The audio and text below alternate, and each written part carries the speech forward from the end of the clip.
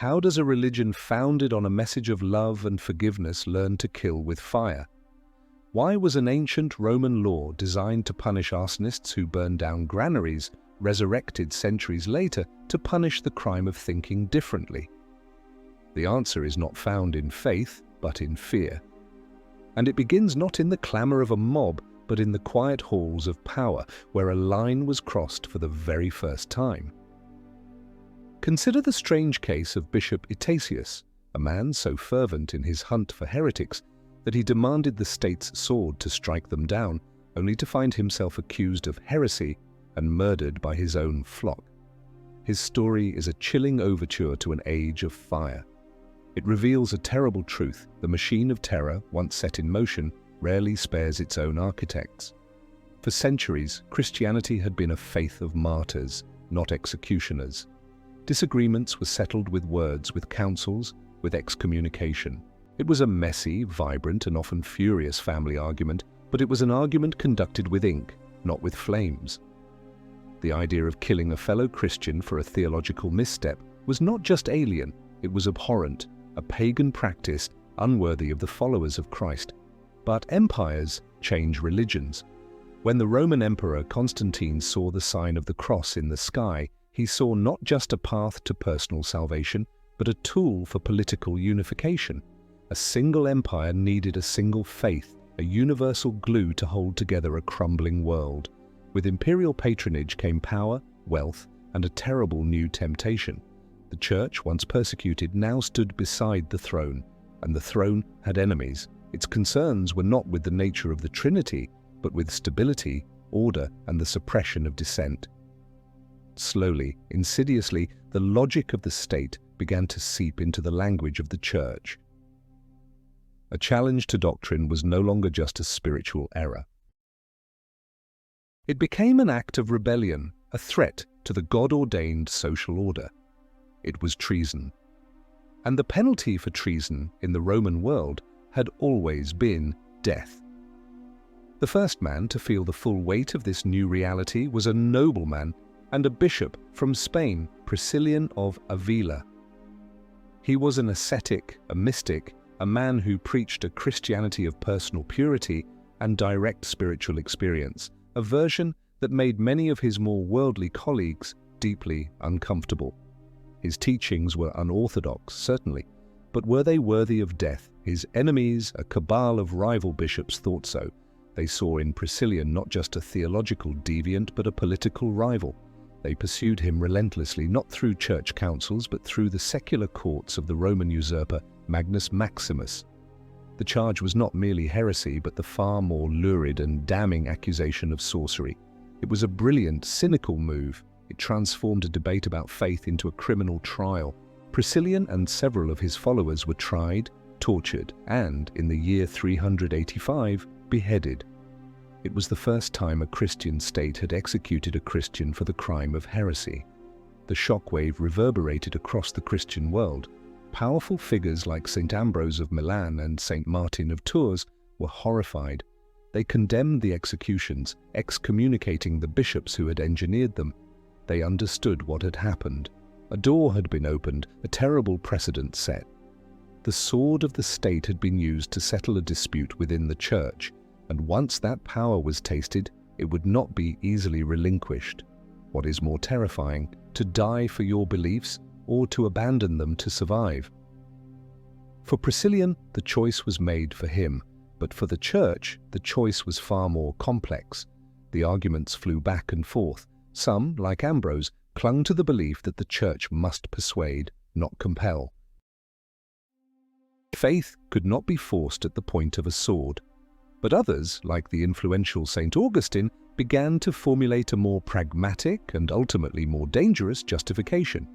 Faced with the stubborn Donatist schism in North Africa, Augustine, after years of advocating for patience, reluctantly came to endorse the use of state force.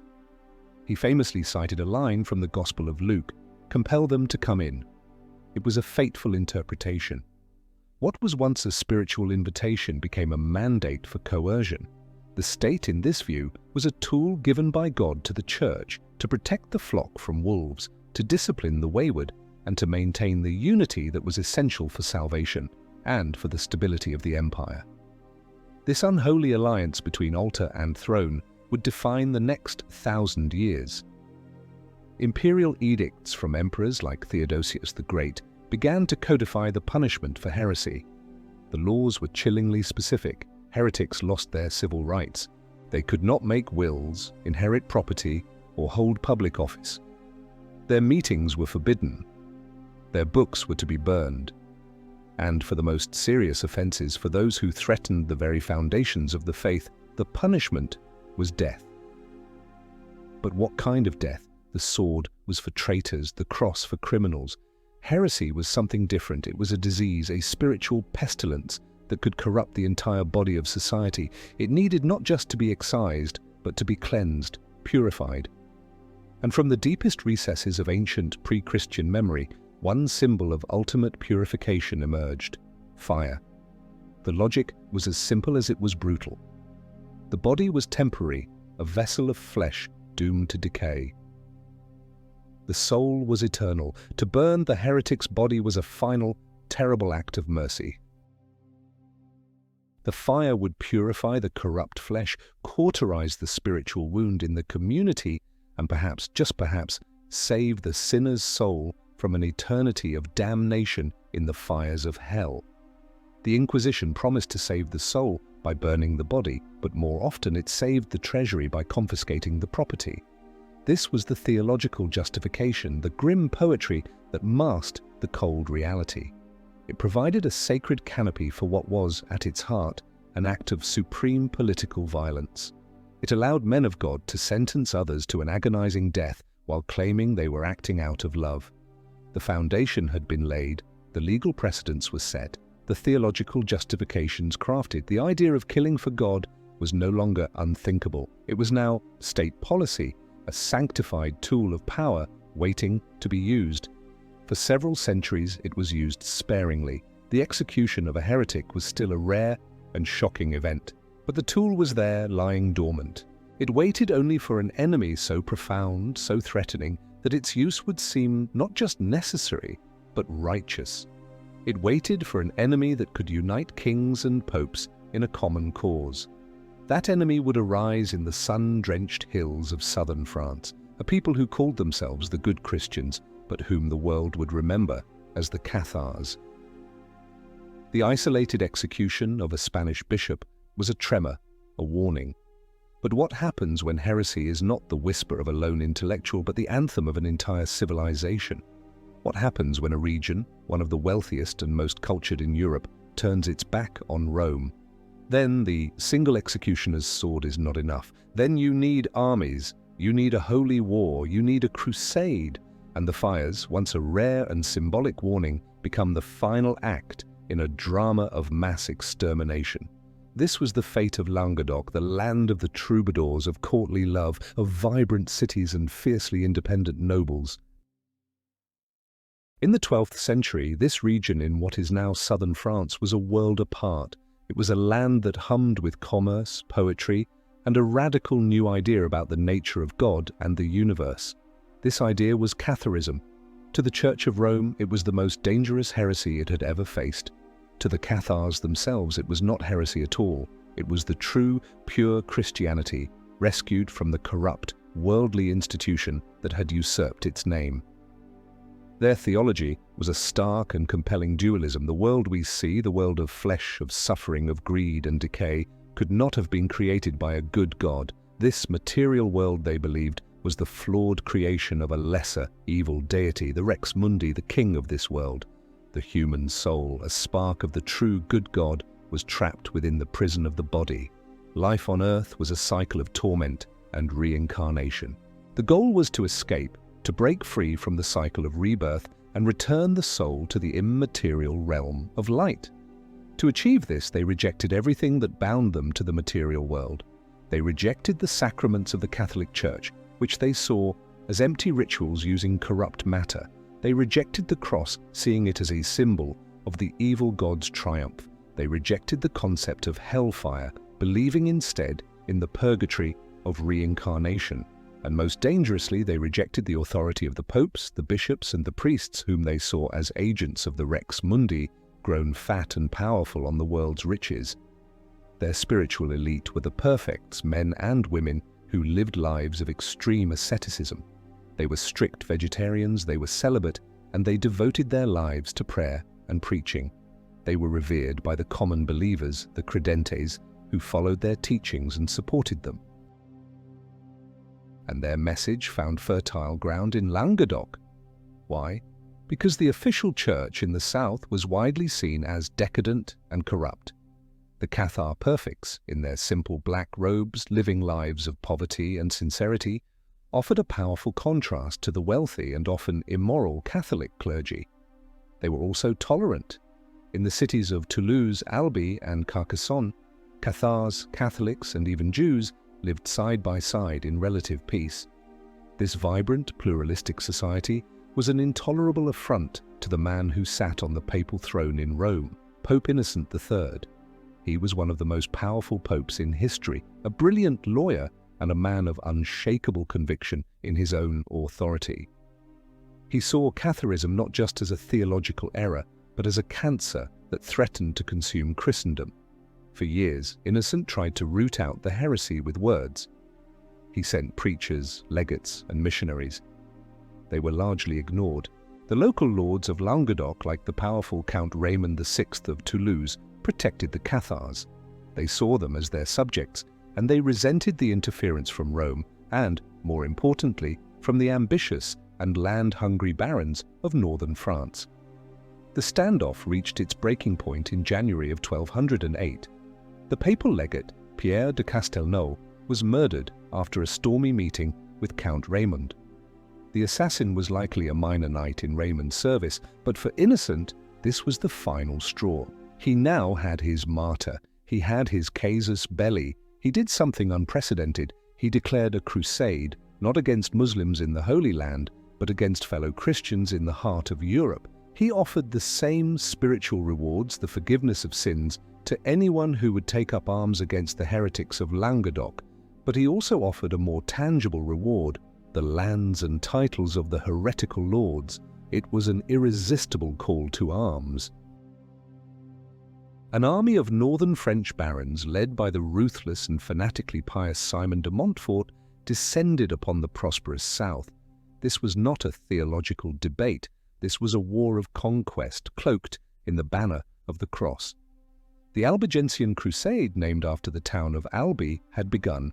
The level of brutality shocked even that violent age. The first major target was the town of Béziers in 1209. When the Crusaders stormed the walls, the papal legate in command, Arnaud Amaury, was asked how to distinguish the Catholics from the Cathars among the terrified population.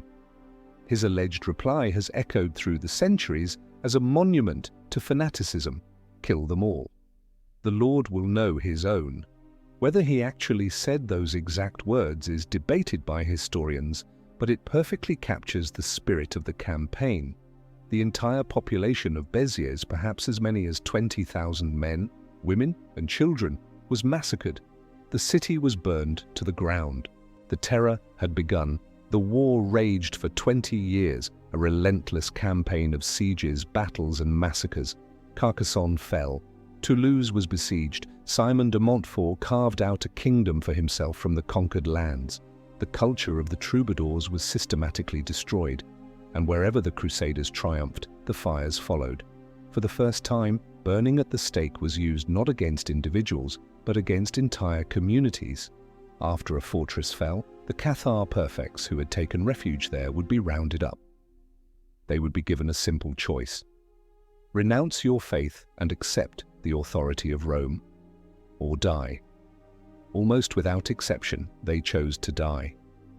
In mass executions, hundreds at a time were herded into wooden stockades filled with straw and set alight. These were not trials, they were acts of war, designed to terrorize the population and erase the Cathar faith from the earth. The most legendary and tragic of these events was the final stand at the mountain fortress of Montségur. For 10 months, in 1243 and 1244, a few hundred Cathar perfects and soldiers held out against a royal army of thousands. When the fortress finally fell, the defenders were offered their lives in exchange for renouncing their faith. Over 200 perfects, men and women, refused. They walked down the mountain, not in chains, but freely, and threw themselves onto a vast pyre that had been prepared for them. The Albigensian Crusade achieved its military and political goals. The independence of Languedoc was crushed. The region was annexed to the French crown. The local nobility was dispossessed, replaced by northern lords. But the Crusade failed in its primary objective. It did not destroy Catharism, it drove it underground. The surviving perfects and believers scattered, hiding in forests, caves, and remote villages. They became a secret church, a network of fugitives. The war had been a blunt instrument, a hammer that had shattered the visible structure of the Cathar Church but had not killed its roots. The armies had gone home. The northern barons were busy administering their new lands. How could Rome hunt down these scattered, hidden survivors? How could it transition from the chaos of open war to a systematic, permanent campaign of eradication?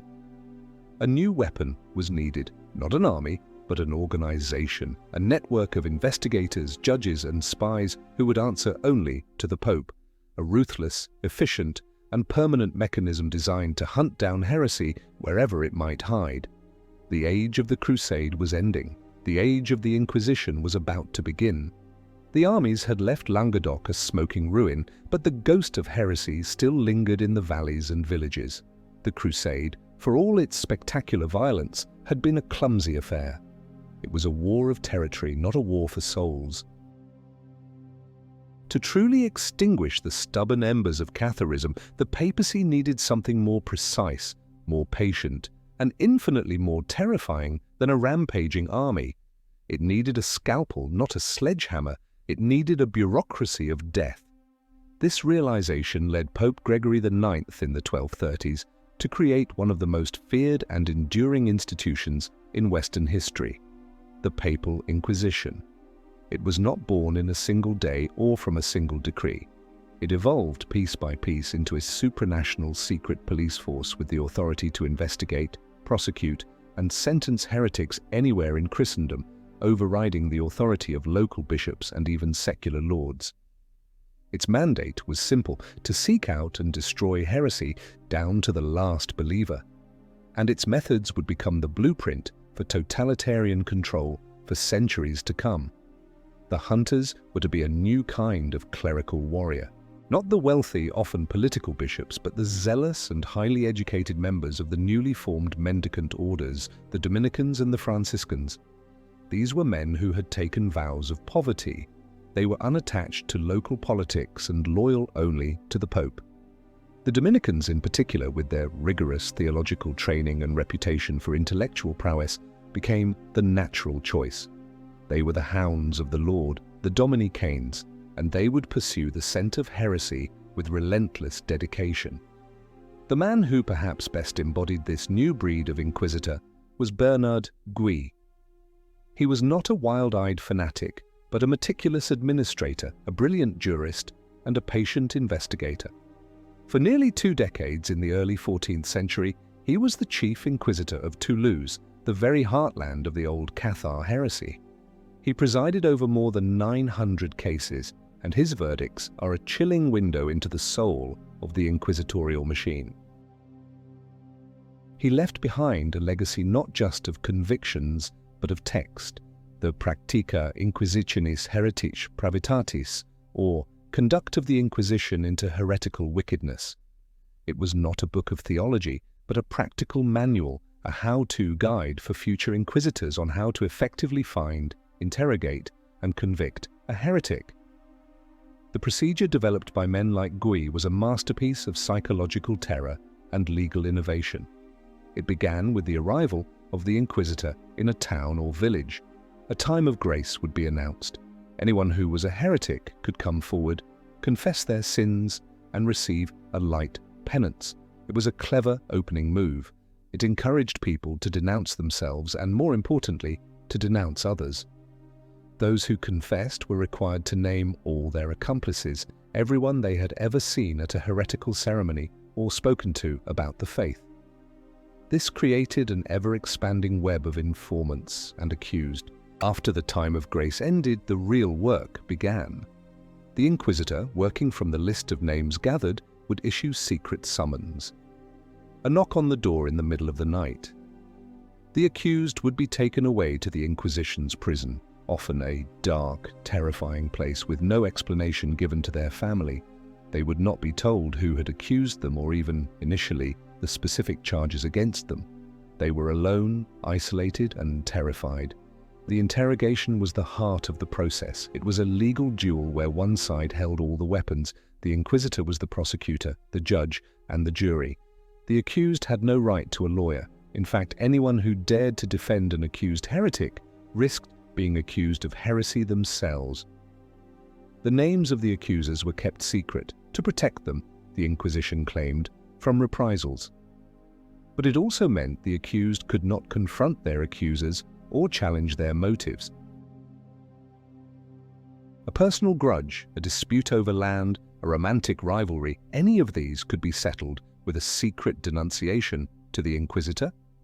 The Inquisitor's goal was not to determine guilt or innocence in the modern sense. Guilt was assumed. The goal was to secure a confession. A confession was seen as proof of the heretic's repentance, a saving of their soul.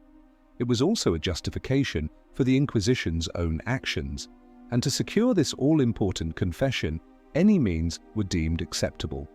For decades, the primary tool was psychological pressure, prolonged imprisonment, food deprivation, and endless circular interrogations designed to confuse and break the will of the prisoner. But in 1252, Pope Innocent IV issued a papal bull that would forever stain the reputation of the Inquisition. Its name was Ad Extirpanda, on extirpation. It officially authorized the use of torture to elicit confessions from heretics. The bull was a turning point. It gave inquisitors a terrible power, allowing them to inflict unimaginable pain while claiming to be working for the salvation of the soul. The methods were brutal. The strappado, where the prisoner's arms were tied behind their back and they were hoisted into the air by their wrists, dislocating their shoulders. The water cure, where the victim was forced to ingest vast quantities of water. And the rack, which stretched the body until the joints tore apart. The rules stated that torture could only be applied once, but inquisitors cleverly circumvented this by defining a single session of torture as lasting for days or weeks, with breaks for rest before it was continued. A confession obtained under torture was not valid in court. So the prisoner would be removed from the torture chamber, allowed to recover slightly, and then asked to freely repeat their confession in front of the scribes. Few refused. The sentences varied. For those who confessed early and were deemed repentant, the punishments might be a pilgrimage, being forced to wear yellow crosses on their clothing as a sign of shame, or imprisonment. Imprisonment in an inquisitorial jail was often a death sentence in itself. But for the relapsed heretics, those who had been convicted once and were caught again, or for the obstinate ones who refused to confess despite all the pressure and pain, there was only one penalty. The Inquisition itself did not shed blood. In a final, cynical act of legal piety, after pronouncing the sentence of guilt, the Inquisitor would hand the condemned heretic over to the secular arm, the local civil authorities. The recommendation was always for mercy, but everyone knew what this meant. The secular authorities were required, under penalty of excommunication themselves, to carry out the prescribed punishment for heresy under civil law. And that punishment was death by fire. The bureaucracy was complete. A system was in place that could turn a whisper of denunciation into the roar of a pyre. It was efficient, it was self-justifying, and it was utterly ruthless. It had been perfected in the hunt for the last scattered Cathars. But such a powerful and versatile tool would not lie idle for long. The kings of Europe had been watching, and one king in particular saw in this new machine the perfect weapon to destroy an enemy far richer, far more powerful, and far more dangerous to his own ambitions than a few peasant heretics.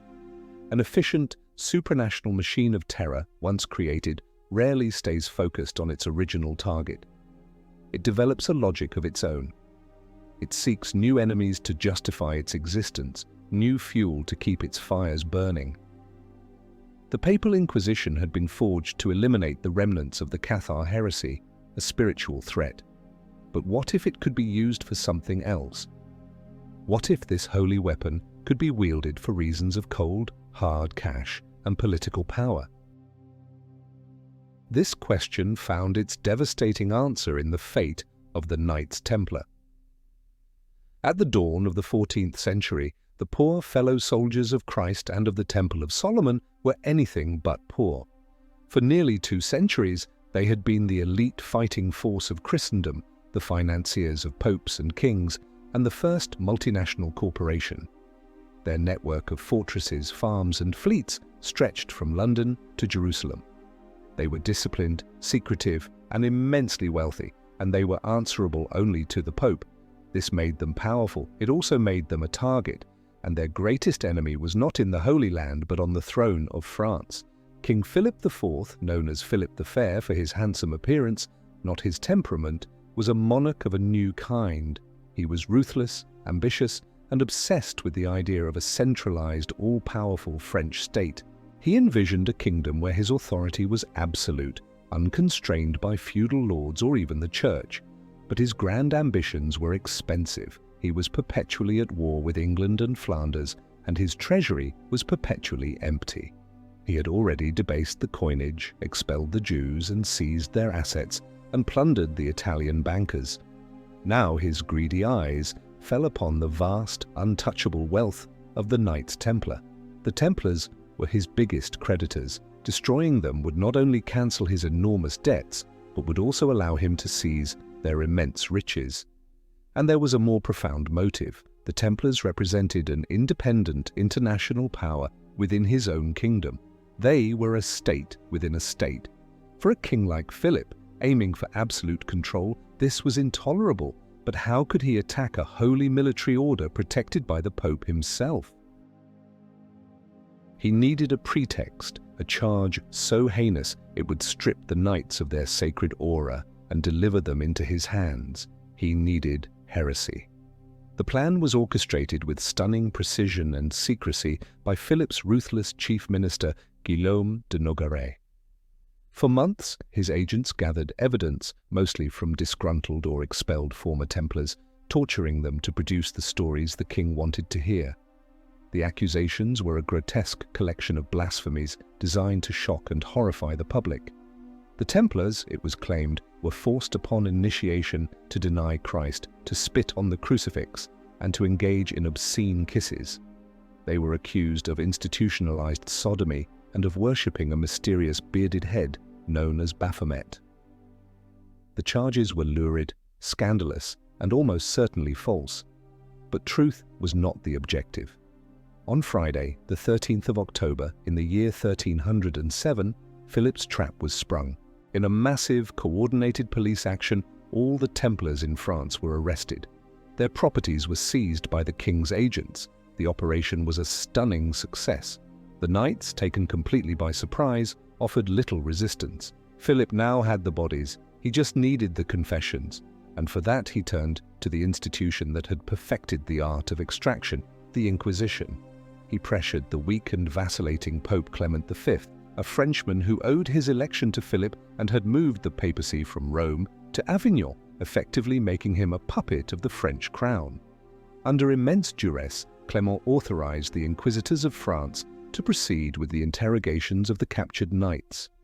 What followed was a campaign of systematic, brutal torture. The knights were warriors trained to endure pain on the battlefield. But this was different. This was the cold, clinical application of agony in a dungeon. They were stretched on the rack, their feet were roasted over fires, and heavy weights were used to crush their limbs. Faced with unending torment, hundreds of them broke. They confessed to anything and everything their tormentors demanded. They spat on the cross, they worshipped the head, they committed unspeakable acts. The confessions extracted under duress were a propaganda masterpiece for King Philip. He had them read out in public, solidifying the image of the Templars as a monstrous heretical cult in the mind of the populace. But the ordeal was not over. Pope Clement, regaining a sliver of courage and under pressure from other European monarchs, tried to take control of the process. He insisted that the final judgment of the order belonged to the Church. A papal commission was convened in Paris to hear the knights' testimony directly. And here, something remarkable happened. Away from the royal torturers, hundreds of the knights found their courage again. They recanted their forced confessions, proclaiming their innocence and the purity of the order. They described in detail the tortures they had endured. It seemed for a moment that the truth might prevail. Philip the Fair could not allow that to happen. In a brutal show of force, he struck back. Declaring the knights who had recanted to be relapsed heretics, he had 54 of them taken from the papal commission's custody and burned at the stake in a field outside Paris in 1310. The message was clear and terrifying: recant your confession, and you will burn. The remaining knights fell silent. The defense of the order collapsed. The final act of the tragedy took place on an island in the Seine in Paris on the 18th of March, 1314. The Grand Master of the order, Jacques de Molay, and his close companion, Geoffroy de Charnay, were brought before a crowd to hear their final sentence of perpetual imprisonment. They had both confessed under torture years earlier. But at this final moment, standing in the shadow of Notre Dame Cathedral, Jacques de Molay found his voice. He proclaimed his innocence and the innocence of the order. He declared that their only crime was to have betrayed their brothers to save their own lives. He proclaimed his coerced confession to be false. King Philip, enraged by this public defiance, acted immediately. That very evening, without any further legal process, de Molay and de Charnay were taken to the small island and burned at the stake. Legend has it that as the flames rose around him, Jacques de Molay issued a final, terrible curse, summoning King Philip and Pope Clement to join him before God's judgment seat within a year. Whether the curse was real or not, the results were undeniable. Pope Clement died just over a month later. Guillaume de Nogaret died soon after. And King Philip the Fair himself died in a hunting accident before the year was out. The fire had consumed the Templars, but it had also, it seemed, consumed their destroyers. The trial of the Templars proved that the stake was no longer just a tool for enforcing theological uniformity. It had become the ultimate weapon of the state, a way to eliminate political rivals, seize wealth, and consolidate absolute power under the sanctimonious cover of a holy war. What is the true motive when the state declares war on an internal enemy? Was the destruction of the Templars an act of pious necessity to cleanse the kingdom of heresy, or was it the ultimate act of cynical state robbery? Let us know what you think in the comments. The fire had proven its versatility. It could burn poor heretics in the south, and it could burn rich knights in the north. But soon the machine of terror would find a new, even more vulnerable target, one that would fuel a continent-wide paranoia for centuries. It would turn its gaze upon women. After the spectacular fall of the Templars, the inquisitorial machine seemed to have run out of grand enemies. The Cathars were a fading memory. Other heresies were minor and localized, but an instrument of power, once perfected, does not simply disappear. It finds new work, and in the late Middle Ages, a Europe racked by plague, famine, and war was a society drowning in fear. It was a world desperately searching for a scapegoat, for someone to blame for the endless suffering, for the crops that failed, the children who died, the cows that gave no milk. And in this cauldron of anxiety, the focus of the inquisitors began to shift. It moved from the intellectual heresies of theologians and the political heresies of knightly orders to something far more primal, more ancient, and more deeply embedded in the popular imagination: witchcraft.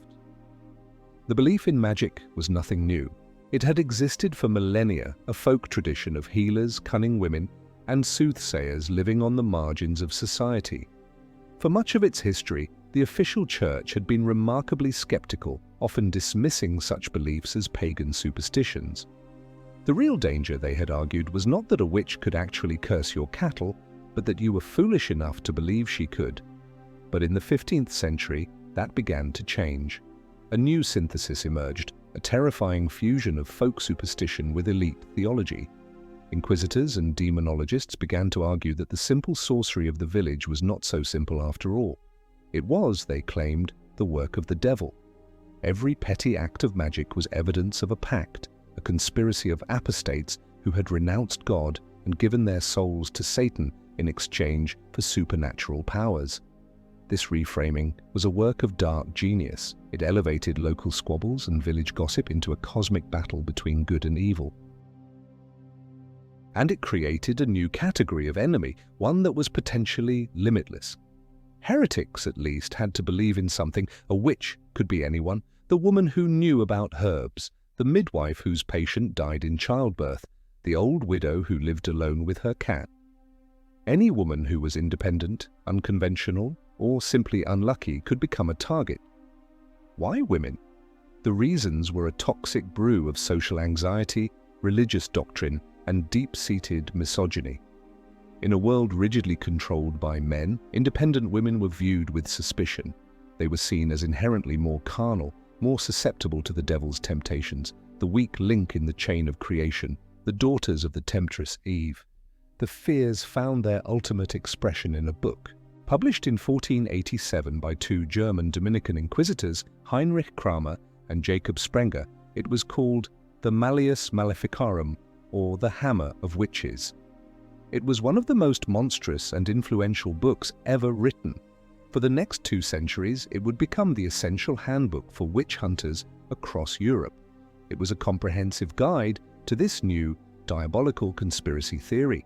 It laid out in lurid detail how to identify a witch, how to prosecute her, and how to secure a confession. The Malleus was not just a book, it was a license to kill. It presented a grotesque caricature of female nature, claiming women's insatiable lust made them the perfect recruits for the devil.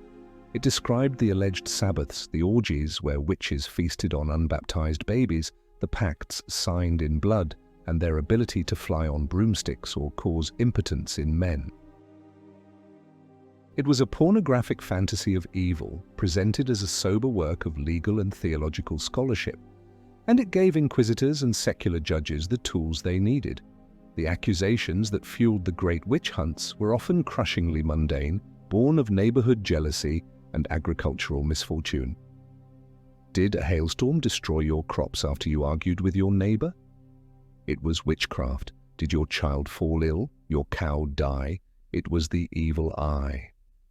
Personal grudges that had festered for years could now be settled with a single, anonymous denunciation. The process of a witch trial was designed to be inescapable. The accused was arrested, often stripped and shaved to search for the devil's mark, an area on the body insensitive to pain where the devil had supposedly branded his servant. The interrogations relied heavily on torture. Sleep deprivation was a common tactic, with the accused kept awake for days on end until they were disoriented and willing to confess to anything. Under such torment, the accused not only confessed to impossible crimes, flying, transforming into animals, consorting with demons, but they were also forced to name others. And so, the witch hunt became a chain reaction. One accusation would lead to dozens more as the victims, in their agony, implicated friends, family, and neighbors, desperate to make the pain stop. The stake, once reserved for the most serious heretics, became a terrifyingly common sight. Entire villages were consumed by hysteria. In the lands of the Holy Roman Empire, the witch craze reached its most feverish pitch. In some territories, hundreds, even thousands, were executed over a few decades. These were not just the Inquisition's fires. Secular courts, caught up in the same paranoia, conducted their own brutal trials. The hammer of witches had provided the justification, and the populace, terrified and looking for answers, provided the victims. It was a perfect storm of top-down ideology and bottom-up hysteria. How easily does a crowd, convinced of its own righteousness, turn into a killing machine? The flames that consumed the so-called witches were fueled by more than just wood. They were fueled by fear of the unknown, by the hatred of the unconventional, and by a profound and venomous misogyny that saw in female power not a source of life, but a threat to be eradicated. The machine of terror had found its most plentiful and defenseless fuel source. It no longer needed complex theology or high politics. All it needed was a sick child, a failed crop, and a finger pointed at a woman who did not fit in. But even as the fires of the witch craze raged, a new kind of challenge was rising. Not from the margins of society, but from its very intellectual heart. A challenge that would confront the system not with magic, but with reason, and that would lead one man to a fire of his own. The fire that consumes a witch is born of popular hysteria and primal fear. But there is another kind of fire, a colder flame reserved not for the superstitious peasant, but for the brilliant intellectual. This is the fire lit to extinguish an idea. In the early 15th century, Europe was on the brink of profound change. The authority of the papacy had been shaken by schism and corruption. New ideas were circulating, questioning the power of the clergy and demanding a return to a simpler, more personal faith. And at the heart of this intellectual ferment was the city of Prague and its university. There, a preacher and scholar named Jan Hus was igniting a revolution, not with a sword, but with his words. Jan Hus was not a heretic in the same vein as the Cathars. He did not preach a dualist cosmology. His crime was far more dangerous. He was a reformer from within. Inspired by the writings of the English theologian John Wycliffe, Hus launched a blistering critique of the church of his day. He preached in the common Czech language, not in Latin, making his ideas accessible to everyone.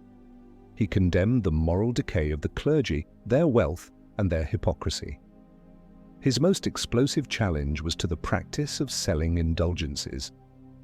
These were certificates sold by the church that promised to reduce the amount of time a soul spent in purgatory. For Hus, this was a theological abomination and a cynical fundraising scheme. Salvation, he argued, came from faith and God's grace, not from a piece of paper bought for cash. This was a direct attack on the financial and spiritual authority of the papacy. His message resonated powerfully with the Czech people. He became a national hero, a symbol of their growing desire for both religious reform and political autonomy from the German-dominated Holy Roman Empire. His followers, who became known as Hussites, saw him as a prophet. To the church establishment, he was a dangerous revolutionary, a man who threatened to tear the seamless garment of Christendom apart. The conflict came to a head in 1414. A great church council was convened in the city of Constance with two primary goals: to end the great schism that had seen rival popes claiming authority, and to deal with the growing problem of heresy, specifically the case of Jan Hus. Hus was summoned to appear before the council to defend his views. He was reluctant to go, knowing the danger, but he was given a promise of safe conduct from the Holy Roman Emperor Sigismund. This imperial guarantee assured his safety on his journey to Constance during his stay, and for his return to Bohemia, regardless of the council's verdict. Trusting in the emperor's solemn word, Hus made the journey. It was a fatal mistake. Soon after his arrival in Constance, he was arrested and thrown into a dungeon on the orders of the cardinals. The emperor's safe conduct was brushed aside. The council argued that a promise made to a heretic was not binding. It was a stunning act of betrayal, a clear signal that the powers of Europe would stop at nothing to silence this inconvenient voice. His trial was a farce. It was not a debate, but an interrogation. He was not allowed to explain his ideas in their full context. Instead, he was confronted with a list of articles, many of them twisted or taken out of context from his writings, and was repeatedly commanded to recant them. Hus refused. He calmly stated that he would gladly recant any teaching that could be proven wrong from the scripture. But he would not, he said, renounce ideas he had never held, nor would he betray his conscience by condemning as false what he believed to be true. He stood firm, one man against the combined power of the Church and the Empire. For the Council Fathers, this was the ultimate arrogance. Obedience was paramount. The individual conscience must submit to the authority of the Church. Huss's refusal to simply say the words, to perform the act of submission, sealed his fate. On the 6th of July, 1415, he was led into the Constance Cathedral. He was ceremonially dressed in priestly vestments, which were then stripped from him one by one, each act accompanied by a curse. A tall paper hat, painted with devils, and the word Heretics, leader of heretics, was placed on his head. He was then handed over to the secular authorities. The Emperor, Sigismund, the man who had guaranteed his safety, sat and watched. Huss was led to a field outside the city gates, a place called the Devil's Place. He was tied to a stake with wet ropes and a rusty chain. Wood and straw were piled up to his neck. For the last time, he was asked to recant. He refused, praying aloud, "Lord Jesus, it is for thee that I patiently endure this cruel death. I pray thee to have mercy on my enemies." As the flames were lit, he is said to have sung a hymn until the smoke and fire choked him into silence. The execution of Jan Hus was meant to be an end. It was meant to be a terrifying warning to all other would-be reformers. Instead, it was a beginning. When the news reached Bohemia, it sparked a national outrage. The betrayal and murder of their beloved preacher transformed a reform movement into a full-blown rebellion. The Hussite Wars erupted, plunging Central Europe into 2 decades of bloody conflict. The followers of Hus, using innovative military tactics, repeatedly defeated the crusading armies sent against them. The stake that was meant to extinguish an idea had instead become a torch, igniting a fire that would smolder for a century before bursting into the continent-wide conflagration of the Protestant Reformation. Hus's death demonstrated a new dimension of the stake's power. It was not merely for social deviance or political threats, but for the intellectual, the thinker, whose ideas threatened the very foundations of the established order. The ashes of Jan Hus carried a message on the wind: you can burn the man, but you cannot burn the idea. And as Europe moved towards an age of new nations and new identities, another, even more sinister fusion of faith and power was taking shape in the Iberian Peninsula, one that would link the stake not just to belief but to blood. The fire that consumed Jan Hus was lit to enforce doctrinal unity, but what happens when the state's primary fear is not what you believe, but who you are? What happens when religious persecution becomes a tool for ethnic cleansing? To find the answer, we must travel south to the sun-baked landscape of late 15th century Spain.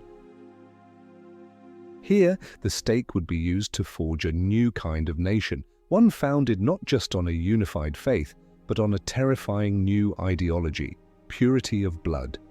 For centuries, the Iberian Peninsula had been a complex tapestry of cultures. Christians, Muslims, and Jews had lived together in a state of uneasy but often fruitful coexistence, known as the convivencia. But by the late 15th century, the tide had turned. The Christian kingdoms of Castile and Aragon, united by the marriage of Isabella I and Ferdinand II, were on the verge of completing the Reconquista, the centuries-long effort to drive the last of the Muslim rulers from the peninsula. Their goal was a unified, purely Catholic Spain. This ambition created a massive social and religious problem. What was to be done with the hundreds of thousands of Jews and Muslims living under their rule? The pressure to convert had been mounting for generations. Many Jews, known as conversos, or new Christians, had accepted baptism, often under duress, to save their lives and property. Similarly, Muslims who converted were known as moriscos, but their conversion did not end the suspicion against them. On the contrary, it created a new kind of paranoia. Old Christians began to whisper that the conversos were not sincere believers. They were accused of practicing their old faith in secret, of being Judaizers, a fifth column within the heart of the new Spanish kingdom. The fear was not just religious, it was social and economic. Many conversos were successful merchants, doctors, and royal officials. Their success bred resentment and jealousy among the old Christian population. This toxic mix of religious bigotry and economic envy created the perfect climate for a new, uniquely Spanish form of the Inquisition. Established in 1478 under the direct control of Ferdinand and Isabella, the Spanish Inquisition was a state institution. Unlike the Papal Inquisition, it answered not to Rome, but to the crown. Its primary target was not heresy in the abstract, but the perceived heresy of the conversos. Its ultimate goal was to enforce not just religious orthodoxy, but a new, racialized concept of Spanish identity. The driving force behind this brutal machine was its first Grand Inquisitor, Thomas de Torquemada. His name has become synonymous with religious fanaticism and cruelty. A Dominican friar and the personal confessor to Queen Isabella, Torquemada organized the Spanish Inquisition into a ruthlessly efficient instrument of state terror. He established tribunals across the country, perfected the use of anonymous denunciations, and refined the process of interrogation and torture.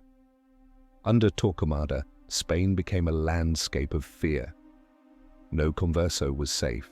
Any sign of their former identity, lighting candles on a Friday night, refusing to eat pork, washing hands before prayer, could be interpreted as evidence of secret Judaizing and led to a denunciation. Neighbors spied on neighbors. Children were encouraged to testify against their parents. The Inquisition's network of agents known as familiares was everywhere. The process was designed to instill maximum terror. Arrests were made in secret. The accused's property was immediately confiscated to pay for the costs of their own imprisonment and trial.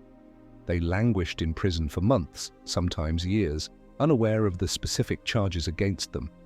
When the interrogation began, they were relentlessly pressured to confess and to name any other secret Judaizers they knew. The Spanish boot, a gruesome device that crushed the leg and foot, became a favored tool for extracting these confessions. The culmination of this process was the auto da fe, or act of faith. This was the unique and terrifying contribution of the Spanish Inquisition to the theatre of cruelty. An auto da fe was a grand public spectacle, a religious pageant designed to intimidate the populace and celebrate the triumph of the faith. It began with a solemn procession through the city. The condemned prisoners were paraded wearing the San Benito, a yellow penitential garment painted with flames and devils. The highest officials of church and state would be in attendance. Sermons were preached and the sentences were read aloud. Those who had reconciled with the church, usually after a confession extracted by torture, were given punishments like imprisonment or public flogging. But for those condemned as unrepentant or relapsed heretics, the procession ended at the quemadero, the burning place. There, before the assembled crowds, they were tied to stakes and burned alive. For those who repented at the last minute, an act of mercy was sometimes granted.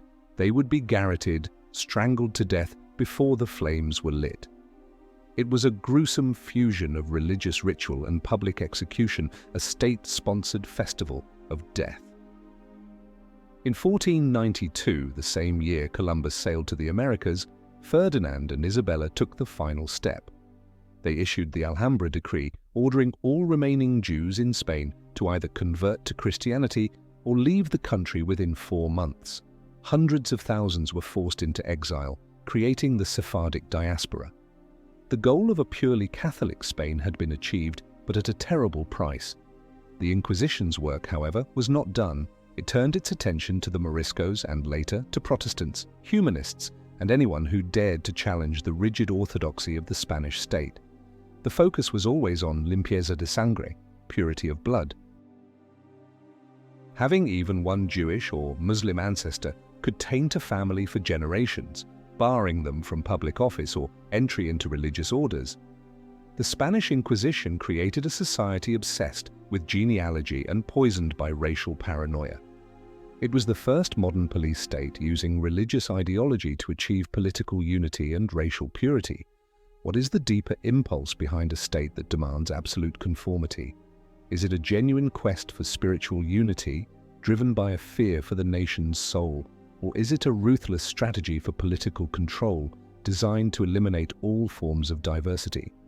Let us know which you believe is the stronger force in the comments below. This obsession with purifying the nation of alien thoughts and alien blood would find its echoes centuries later in far more secular ideologies. But before the age of fire could end, it would have to confront a new and powerful enemy, a force that challenged not just the doctrines of the Church, but its entire vision of the cosmos, the rise of science.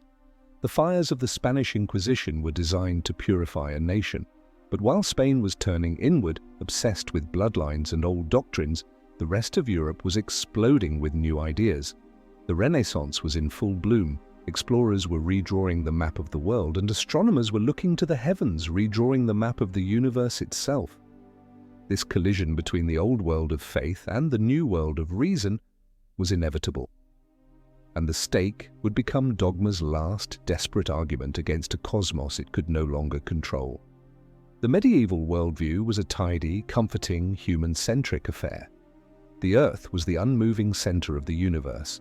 The sun, moon, and stars were fixed in crystalline spheres that revolved around it in perfect harmony.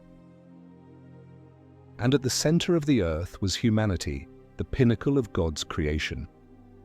This geocentric model, inherited from Aristotle and Ptolemy, was more than just a scientific theory, it was a theological necessity. It mirrored the spiritual hierarchy of the universe, with God in his heaven above, humanity at the center, and hell burning in the bowels of the earth. To challenge this model was not just to question the science, it was to question the entire divine plan. The first crack in this celestial architecture came from a Polish canon named Nicholas Copernicus. In his book On the Revolutions of the Heavenly Spheres, published as he lay on his deathbed in 1543, he proposed a radical new idea. What if the sun, not the Earth, was the center of the universe? What if the Earth was just another planet, spinning on its axis and orbiting the sun? It was a revolutionary concept, but for decades it remained a mathematical curiosity, a matter for debate among scholars. The Church was slow to react. But then came a man who was not content to leave the idea as a mere hypothesis, a man who saw its profound philosophical and theological implications and who preached them with the fire of a prophet. His name was Giordano Bruno. Bruno was a Dominican friar like Torquemada, but there the similarity ended. He was a philosopher, a poet, and a mystic with a restless and brilliant mind. He fled his monastery in Naples, accused of heresy for his unorthodox readings, and began a life of wandering across Europe. He taught at universities in Geneva, Paris, Oxford, and Wittenberg, always challenging, always provoking, always searching for a deeper truth. He took Copernicus's sun-centered model and pushed it to its logical, terrifying conclusion. If the Earth was not the center, why should the sun be? The universe, Bruno declared, was infinite. It had no center and no circumference. Our sun was just one star among countless others. And circling those other suns were other planets, other worlds, perhaps inhabited by other beings. This was not just astronomy. This was a vision that shattered the cozy, hierarchical universe of the Church. In Bruno's infinite cosmos, humanity was no longer the center of creation. Earth was just a speck of dust in an endless sea of stars. This vision, he argued, did not diminish God. On the contrary, it magnified him. An infinite universe was the only creation worthy of an infinite creator. But for the Inquisition, this was the most dangerous heresy imaginable. It demoted humanity, questioned the uniqueness of Christ's incarnation, and opened the door to a universe without clear boundaries, without a clear up or down, without a clearly demarcated heaven and hell. It was intellectual and spiritual anarchy. Bruno's wandering life was a testament to his dangerous ideas. He was excommunicated by Calvinists in Geneva, driven out of Lutheran Germany, and rejected by the academics of Oxford. He was a man without a home, a prophet of the new cosmology. In 1591, he made a fatal error. Lured by a treacherous invitation from a Venetian nobleman who wished to learn his arts of memory, he returned to Italy. The nobleman, Giovanni Mocenigo, quickly denounced him to the Venetian Inquisition. After a trial in Venice, he was extradited to Rome. For 7 long years, he was imprisoned in the dungeons of the Holy Office. The greatest minds of the Roman Inquisition interrogated him, trying to force him to recant his philosophical and cosmological views. They demanded he abandon his belief in an infinite universe and the plurality of worlds. They demanded he submit his reason to the authority of the Church's dogma. Bruno, who had spent his life championing the freedom of the human mind, refused. He was willing to debate, to argue, to clarify his positions, but he would not renounce the core of his vision. He told his judges, "Perhaps you pronounce this sentence against me with greater fear than I receive it." It was an act of supreme intellectual courage. He knew what the price of his defiance would be. On the 17th of February in the year 1600, he was taken to the Campo dei Fiori, the Field of Flowers, in the heart of Rome. To prevent him from speaking to the crowd, his tongue was clamped in a gag. He was stripped naked, tied to a stake, and burned alive. His ashes were thrown into the Tiber River. The fire that consumed Giordano Bruno was a symbolic act. It was an attempt by an old world, an old way of thinking, to destroy a man who represented the future. It was a statement that the authority of dogma would be defended with fire against the encroachments of reason. But like the execution of Jan Hus, it was a Pyrrhic victory. The fire could destroy the man, but the idea of an infinite universe, once unleashed, could not be forced back into its box. Just a few years later, Galileo Galilei would point his telescope to the heavens and find the evidence that proved Copernicus and Bruno were right. He too would be threatened by the Inquisition and forced into a humiliating recantation. But the tide of knowledge was unstoppable. The stake at the Campo dei Fiori was not the triumph of faith over science. It was the terrified scream of an institution that felt the foundations of its world crumbling. It was the tragedy of a genius who saw the universe in its true, terrifying, and magnificent grandeur, and paid for that vision with his life. The fire was no longer just for the heretic, the witch, or the converso. It was now for the scientist, the philosopher, the stargazer. It had become the ultimate tool of intellectual censorship. But the world was changing faster than the inquisitors could light their pyres. A schism was coming that would not just challenge Rome's authority, but would shatter it, and in a final tragic irony, teach the dissenters to light fires of their own. When an institution claims a monopoly on truth, it also, by necessity, claims a monopoly on the right to punish error. For centuries, the Roman Catholic Church was the sole proprietor of the pyre. The stake was its brand, its ultimate tool for enforcing conformity. But what happens when the monopoly on truth is shattered? What happens when the heretics of yesterday become the church leaders of today? The tragic and ironic answer is that they do not, as a rule, extinguish the fires. They simply take ownership of them. The Protestant Reformation of the 16th century was the greatest challenge the Church of Rome had ever faced. Led by figures like Martin Luther in Germany and John Calvin in Switzerland, it was a theological earthquake that split the religious unity of Western Europe forever. The reformers, who had seen the corruption and abuses of the papal system firsthand, called for a return to the authority of Scripture alone. They rejected the Pope, indulgences, and the whole edifice of clerical power. They were, by the standards of Rome, the most dangerous heretics of all. And Rome responded as it always had, with condemnation, excommunication, and, where it held power, with fire. But this time, the heretics had powerful protectors. German princes, English monarchs, and Swiss city councils adopted the new faith, shielding the reformers and defying the authority of the Pope and the Holy Roman Emperor. Europe descended into a century of brutal religious warfare.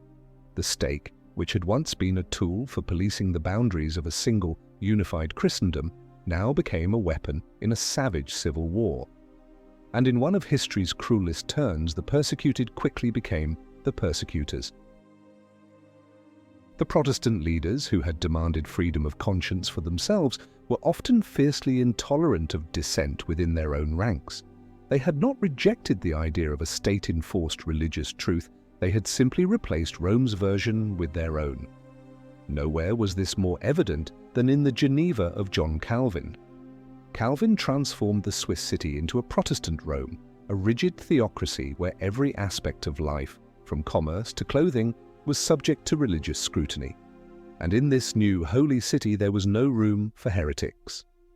The most famous victim of Calvin's Geneva was a brilliant but difficult Spanish scholar named Michael Servetus. Servetus was a man of many talents, a doctor, a geographer, and a theologian. He was also a heretic to everyone. He had enraged Catholics by rejecting the authority of the Pope, but he enraged Protestants too by challenging one of the central tenets of Christian orthodoxy, the doctrine of the Trinity. Servetus argued that the idea of God as three persons was unscriptural and a corruption of true Christianity. For this, he was a marked man. After escaping the Catholic Inquisition in France, he made the foolish decision to pass through Geneva. He was recognized, arrested, and put on trial for heresy, with John Calvin himself acting as the lead prosecutor. The trial was a bitter theological showdown. Calvin, the architect of the new orthodoxy, was determined to make an example of Servetus. After being found guilty, Servetus pleaded to be executed by the sword, a swifter and more honorable death. Calvin supported his request, but the City Council of Geneva, determined to show they were as zealous in their defense of the faith as any Catholic authority, overruled him. They sentenced Michael Servetus to be burned at the stake. In October of 1553, he was executed over a slow fire of green wood, his heretical book chained to his leg. The smoke from his pyre sent a clear message across Europe. The Reformation had not ended religious persecution, it had merely decentralized it. The fires burned on all sides. In Germany and Switzerland, the Anabaptists, a radical wing of the Reformation who rejected infant baptism, were hunted down and brutally suppressed by both Catholics and mainstream Protestants. They were drowned, burned, and tortured, their communities shattered.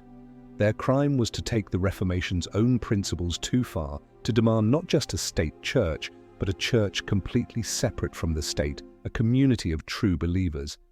This was a political threat that neither Lutherans nor Calvinists could tolerate. In England, the pyre became a terrifying political barometer. During the reign of the Catholic Queen Mary I, known as Bloody Mary, hundreds of Protestants were burned at the stake as she tried to drag England back to the Roman fold. The images of these martyrs, immortalized in Fox's Book of Martyrs, became a cornerstone of English Protestant identity. But when Mary's Protestant half-sister, Elizabeth I, took the throne, the direction of the flames reversed. Now it was Catholics, particularly Jesuit priests, who were seen as foreign agents, who were hunted, tortured, and executed for treason, which had become indistinguishable from their faith. The dream of a unified Christendom was dead, replaced by a nightmare of competing orthodoxies, each with its own inquisitors and its own executioners. The stake was no longer the exclusive property of Rome. It had become a universal European tool. It was the final, brutal response to the terrifying new reality of religious pluralism. If your neighbor's faith was not just wrong, but a damnable error that could bring God's wrath down upon the whole community, then tolerance was not a virtue. It was a form of spiritual suicide. The very existence of a rival church was a constant challenge, a silent accusation that your own truth might not be absolute. And so Catholics burned Protestants, Protestants burned Catholics, and mainstream Protestants burned radical Protestants. Each side was convinced of its own righteousness. Each side believed it was doing God's work. The fire, once a symbol of purification, had become the ultimate symbol of Europe's descent into a fratricidal madness, a continent tearing itself apart in the name of the same God. But even the most intense fires eventually run out of fuel. An age of exhaustion was dawning, an age where thinkers would begin to ask a radical new question. What if the only way to stop the burning was to stop believing that any one group had the right to light the match? Even the most ferocious storm eventually exhausts itself. After more than a century of religious wars that had drenched the continent in blood, Europe was weary. The fires of the Reformation and Counter-Reformation had not produced a clear victor. They had produced a stalemate of exhaustion and a landscape of ruins. People began to question the very premise that had fueled the flames for so long. Was religious uniformity really worth the price of endless war? Could a society function, could it even survive, if it was composed of people with different beliefs? It was in this climate of doubt and fatigue that a new intellectual movement was born, the Enlightenment. Thinkers like John Locke in England and Voltaire in France began to champion radical new ideas. They argued for religious toleration not as a matter of grudging necessity, but as a positive good. The state, they insisted, had no business policing the souls of its citizens. Its purpose was to protect life, liberty, and property, not to enforce a particular brand of theology. Faith was a private matter, a question for the individual conscience, not the public executioner. Voltaire, in particular, waged a relentless campaign against what he called l'infâme, the infamous thing, the fanaticism, intolerance, and persecution perpetrated in the name of religion. He pointed to the absurdity and cruelty of the Inquisition, holding it up as the ultimate symbol of a barbaric, superstitious past. His cry of "Écrasez l'infâme," crush the infamous thing, resonated with a new generation of intellectuals and even some enlightened monarchs. The ideas of the Enlightenment began to seep into the corridors of power. The Inquisition, once a feared and respected institution, started to look like an embarrassing and outdated relic. Its power was gradually curtailed. Secular rulers eager to consolidate their own authority were less willing to let a clerical court operate with impunity within their borders. Public opinion, shaped by the new philosophy, was turning against the spectacle of public burning. The auto da fe, once a powerful display of state power, now seemed grotesque and cruel to the sensibilities of the new age. The last person to be executed by the Spanish Inquisition was a schoolmaster named Caetano Ripoll in 1826. Accused of deism, he was not burned but garroted, a sign of the changing times. The institution itself was formally abolished in 1834. The age of fire was over. The pyres that had scarred the landscape of Europe for 500 years were finally extinguished. The triumph of reason, tolerance, and human rights seemed complete. But was it? The stake itself was gone, but the mechanisms that had built it, the psychological and political patterns that it represented, had not disappeared. They had simply gone dormant, waiting for a new ideology to give them a new and terrible purpose. The Inquisition had perfected a number of timeless techniques for social control. It showed how to create an internal enemy, a scapegoat group, the heretic, the Jew, the witch, onto which all of society's fears and anxieties could be projected. It demonstrated the power of a secret police, a network of informants, and the use of anonymous denunciations to create a climate of pervasive fear where no one could be trusted. It mastered the show trial, a public ritual designed not to discover truth, but to demonstrate the state's power and force the accused to confess their deviance, validating the system that was about to destroy them. And it perfected the use of a rigid, all-encompassing ideology, a secular or religious dogma that could justify any cruelty in the name of a higher good, the purity of the faith, the purity of the nation, the purity of the race, the radiant future of the revolution. Look at the 20th century, the most violent in human history. The ghosts of the medieval fires are everywhere. The political purges of Stalin's Soviet Union, with their show trials and forced confessions in the cellars of the Lubyanka, were a secular auto da fe. The Nazi regime's obsession with limpieza de sangre, purity of blood, and its systematic extermination of Jews and other undesirables was a horrifying industrialization of the logic of Torquemada. The gas chambers of Auschwitz were the technological descendants of the quemadero, a more efficient, bureaucratic, and soulless method of purification. The killing fields of Cambodia, the genocides in Rwanda and the Balkans, all were fueled by the same ancient dark impulses, the need to define an us by creating a them, and the conviction that they must be eliminated to make us safe and pure. The fire in the public square has been replaced by the quiet efficiency of the camp, the gulag, and the unmarked grave. The inquisitor's robes have been replaced by the lab coat, the military uniform, and the bureaucrat's suit. The crime of heresy has been given new names: enemy of the people, class traitor, racial pollutant, counter-revolutionary. The technology of killing has evolved, but the grammar of persecution remains hauntingly familiar. The stake may be a museum piece, but the belief that a perfect society can be built by eliminating the impure is an idea that refuses to die. The fires are out, but the embers still glow. They glow in the rhetoric of politicians who divide the world into the pure and the corrupt. They glow in the anonymity of online mobs that hunt down dissenters. They glow in the quiet hum of state surveillance systems that watch and listen, compiling lists, searching for the new heretics. The age of faith gave way to an age of reason, which in turn gave way to an age of ideology. And we have learned that ideologies can be just as absolute, just as intolerant, and just as murderous as any religion. The past is never truly past. It is a shadow that walks beside us. The fires of the Inquisition cast a long, dark shadow over our own time, reminding us of a terrible truth about human nature, that the most horrific cruelties are often committed not by monsters, but by ordinary people who believe, with absolute certainty, that they are making the world a better place. The stake was extinguished, but the impulse that lit it remains. Now, a final question for you. Which human flaw do you think poses a greater threat to our future? The passionate conviction of the fanatic who is certain they are right, or the cold indifference of the bureaucrat who is just following orders? Share your thoughts in the comments. The story is never truly over.